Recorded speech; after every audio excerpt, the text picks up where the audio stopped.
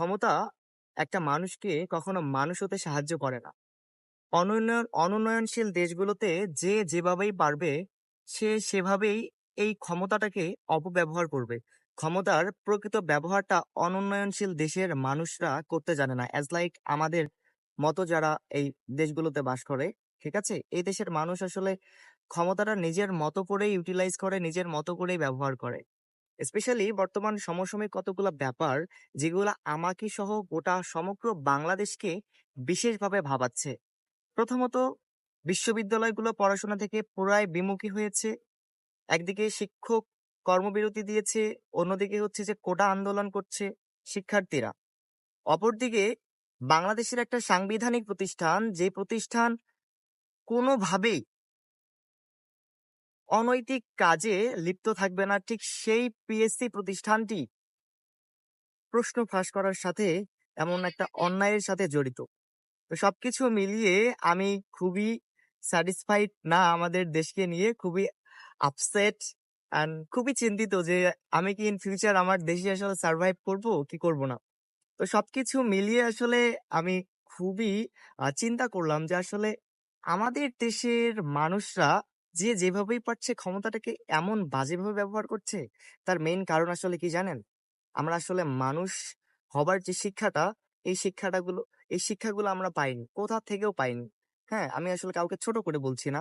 আপনি দেখেন যত উজ উর্ধ্ব মানে যত ঊর্ধ্বপদস্থ কর্মকর্তা থেকে শুরু করে একদম নিম্ন পদস্থ কর্মকর্তা পর্যন্ত প্রত্যেকটা সেক্টরেই গভর্নমেন্টাল আর নন গভর্নমেন্টাল প্রত্যেকটা সেক্টরেই এই মানুষগুলো তাদের চেয়ারটাকে এত বাজেভাবে ব্যবহার করে, এটা আসলে আমি আপনাদেরকে ভাষায় প্রকাশ করতে পারব না। আপনাদের অনেক অভিজ্ঞতা আছে। আপনারা যারা বিভিন্ন সরকারি এবং বেসরকারি অফিস আদালতগুলোতে ঘোরাফেরা করেন, কাজকর্ম করবার ট্রাই করেন, আপনারা কিন্তু জানেন যে আসলে এদেশের এই ক্ষমতাধারী বসা মানুষগুলো চেয়ারে বসে কতটা রাফ ব্যবহার করে আমাদের মতো সাধারণ মানুষকে। এটার মেইন কারণ কি জানেন? মেইন কারণ হচ্ছে প্রকৃত শিক্ষার অভাব।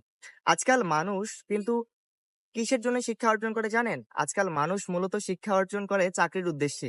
যেখানে শুরু থেকে শেষ পর্যন্ত যে শিক্ষাটা নেয় তারা সম্পূর্ণটাই চাকরির উদ্দেশ্যে। যেখানে জ্ঞানের চিড়ে-ফোঁটাও নেই।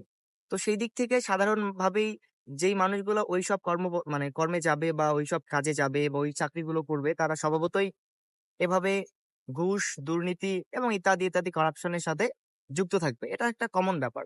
তারপর পর্যাপ্ত সুযোগ সুবিধা আমাদের দেশে কোথাও নেই। পর্যাপ্ত সুযোগ সুবিধা আমাদের দেশে গভর্নমেন্টাল জব ছাড়া নন গভর্নমেন্টাল জবেও আছে কিছু, কিছু।